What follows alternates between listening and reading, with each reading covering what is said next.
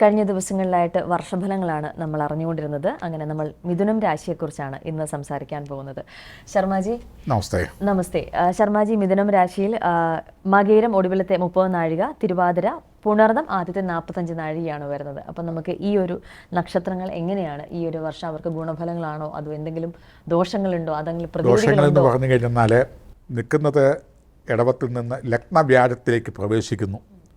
അതോടൊപ്പം തന്നെ ശനി കണ്ടകനായിട്ട് വരുന്നു.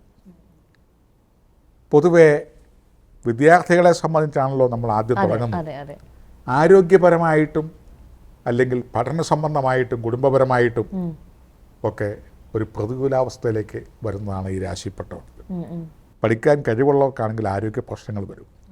ആരോഗ്യ പ്രശ്നങ്ങൾ മോശമായിരിക്കുന്നവർക്ക് യാത്രാ പ്രശ്നങ്ങൾ വരും. അല്ലെങ്കിൽ പഠിക്കുന്ന സ്ഥലത്ത് എന്തെങ്കിലും തരത്തിലുള്ള പ്രതിസന്ധികളും പ്രയാസങ്ങളും, അതല്ലെങ്കിൽ സിലബസ് മാറി വന്നിട്ട് പഠിക്കാൻ പറ്റിയ അവസരങ്ങൾ എല്ലാവരും, അല്ലെ പരീക്ഷാവേളകളിൽ ചോദ്യപേപ്പർ ചോർന്നു പോയി, അതുകൊണ്ട് വീണ്ടും അടുത്ത പുതിയ സിലബസ്, ഇങ്ങനെയൊക്കെയുള്ള കർക്കശമായ എന്തെങ്കിലും ഏർപ്പാട് വന്നിട്ട് കുഞ്ഞുങ്ങളുടെ മനസ്സിനെ അത് ബാധിക്കും.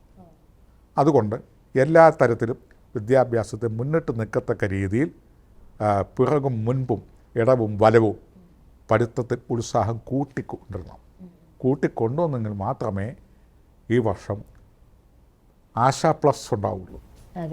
ആശ വേണ്ട ആദ്യം, അത് തന്നെ മുരടിച്ചു പോരും. അപ്പോൾ പിന്നെ A+ വന്നോളും. പക്ഷെ അതിന് നല്ല ഉത്സാഹനം വേണ്ടി വരും. ഉദ്യോഗാർത്ഥികൾക്കാണെങ്കിലും ഒരു താൽക്കാലിക നിയമനങ്ങൾ വന്നിട്ട് അത് ആ തൊഴിലിൽ ഡിപ്പാർട്ട്മെൻറ്റോ അധികാരികളോ ഒരു താല്പര്യം കുറവ് പോലെ, അല്ലെങ്കിൽ ശേഷിക്കുറവ്, അല്ലെങ്കിൽ കഴിവ് കുറവ്, അല്ലെങ്കിൽ പ്രവർത്തന മാന്ദ്യം എന്നൊക്കെ ഉള്ള ഒരു രീതിയിൽ ഒരു ആക്ഷേപങ്ങളോ ഹാസ്യങ്ങളോ, അല്ലെങ്കിൽ അത് മുന്നോട്ട് കൊണ്ടുപോകാൻ വയ്യാത്ത ഒരവസരത്തിലോ, അതല്ലെങ്കിൽ മുന്നോട്ട് ജോലി ചെയ്തു അല്ലെ ശമ്പളം കിട്ടാതെ വരിക, അല്ലെ ശമ്പളം കിട്ടുന്ന അവസ്ഥ വന്നപ്പോഴത്തേനും വേറെ ഏതെങ്കിലും നിയമപരമായ പ്രശ്നങ്ങൾ വന്ന് അതിനെ മറികടക്കുക, ചുരുക്കത്തിൽ ഒരു അരക്ഷിതാവസ്ഥയ്ക്കുള്ള സാധ്യതയോ, അല്ലെങ്കിൽ ആ കിട്ടുന്ന തൊഴിൽ സ്ഥിരമായി അതിൽ നിന്ന് വേതനം കിട്ടി പരിപോഷിപ്പിച്ച് സന്തുഷ്ടമാവാൻ കാലതാമസം വരികയോ ചെയ്യും.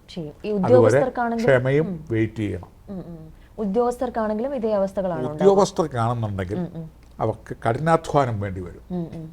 കഠിനാധ്വാനം ഉണ്ടെങ്കിലേ പഴയ രീതിയിൽ ഡിപ്പാർട്ട്മെൻറ്റോ അധികാരികളോ അംഗീകരിക്കത്തുള്ളൂ.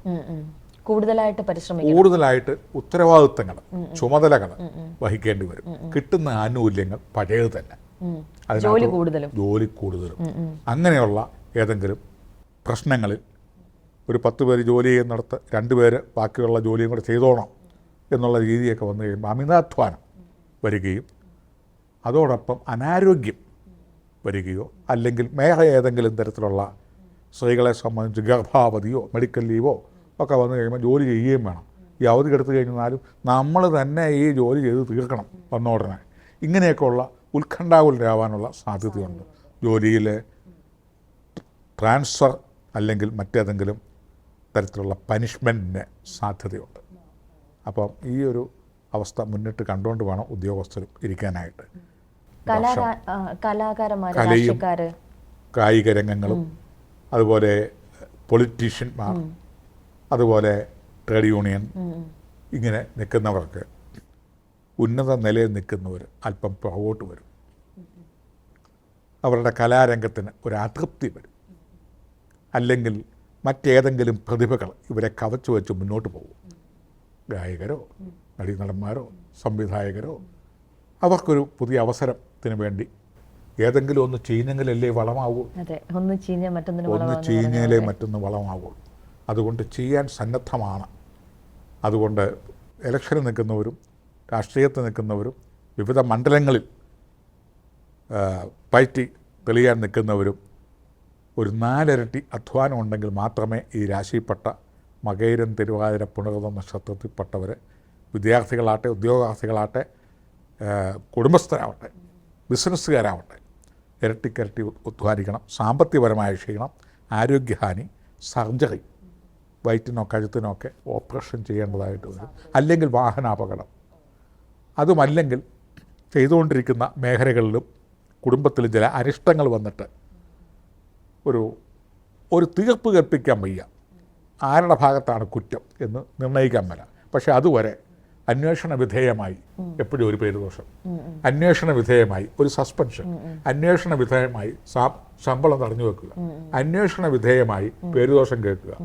അത് കഴിഞ്ഞ ആള് കുറ്റക്കാരനൊന്നും അല്ല, നമ്മുടെ ഭാഗമാണ് ശരി എന്നൊക്കെ പറയുമ്പോഴത്തേനും ചെയ്യാനുള്ള ചെയ്യുന്നു, കേൾക്കാനുള്ള കേട്ടു, കിട്ടാനുള്ള കിട്ടി, അതിന് നഷ്ടപരിഹാരം ഇല്ലതാണ്.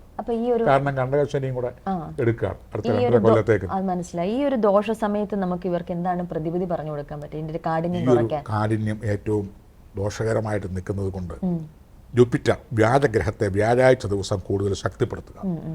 അന്നദാനം, ഹിന്ദുക്കളാണെന്നുണ്ടെങ്കിൽ വിഷ്ണു ക്ഷേത്ര ദർശനങ്ങൾ, ഏകാദശി നോയമ്പുകൾ ഒക്കെ നോക്കുക. അത് കുടുംബത്തിലെ പെണ്ണുങ്ങളാണ് അതിനകത്ത് കൂടുതലും മുൻപന്തി നിൽക്കുന്നത്. അന്നത്തെ ദിവസം കൂടുതൽ വിഷ്ണുപ്രീതികരങ്ങളായ കാര്യങ്ങൾ ചെയ്യുക. മറ്റുള്ള ഇതര മതസ്ഥരാണെന്നുണ്ടെങ്കിൽ വ്യാഴാഴ്ച അന്നദാനം, കാരുണ്യപ്രവർത്തനം, അതുപോലെ കൂടുതൽ ശ്രദ്ധിക്കുകയും കാര്യങ്ങളും. പിന്നെ ശനിയും കൂടെ മോശമായി നിൽക്കുന്നുണ്ട്. മൃത്യുഞ്ജയ ഹോമം നല്ലതാണ്. അപകടം, രോഗം, ദുരിതം, കഠിന വ്യസനം, ശിക്ഷ, ജയിൽ ഇങ്ങനെയുള്ളതൊക്കെ സ്വാഗതം ചെയ്യുന്നതാണ് കണ്ടകനും ഈ വ്യാഴവും കൂടെ ചെയ്യുന്നത്. അപ്പം ചെയ്യാത്ത കുറ്റത്തിന് കുരിശേ കയറുന്ന ഒരു രാശിക്കാരാണ് മകയിരം, തിരുവാതിര, പുണർതം ഈ വർഷം. ഈ വർഷം കഴിഞ്ഞാൽ അവർക്കും ദുരിതമോചനമുണ്ട്. അതുവരെ ഈ പ്രതിസന്ധി മാകാനായി കാഠിന്യം കുറയാൻ ചെയ്യുക. ഇതൊക്കെ ആണെങ്കിലും ഇത് പൊതുവായിട്ടുള്ള ഒരു ഫലമാണ്. ഓരോരുത്തരുടെ ജാതക ഫലം അനുസരിച്ച് അതിനകത്ത് ശ്രീഭദ്ര യോഗം, അതുപോലെ തന്നെ മാളവ്യ യോഗം, രുചക യോഗം എന്നൊക്കെയുള്ള പഞ്ചമഹായോഗങ്ങളുള്ളവരുണ്ട്. അവർക്ക് ഈ ഫലങ്ങളൊക്കെ ഒക്കുമെങ്കിലും അവരെ ഒഴുകുന്ന വെള്ളത്തിന് മേളിൽ പോവും. അവരെ കഠിനമായിട്ട് ബാധിക്കത്തില്ല. ചെറിയ തോതിലൊക്കെ അങ്ങ് തട്ടിയും മുട്ടിയും പോകും.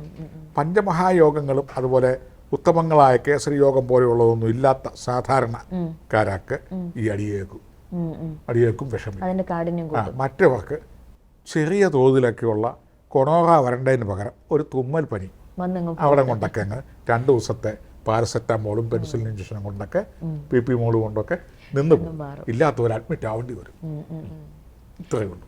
നന്ദി ശർമാജി.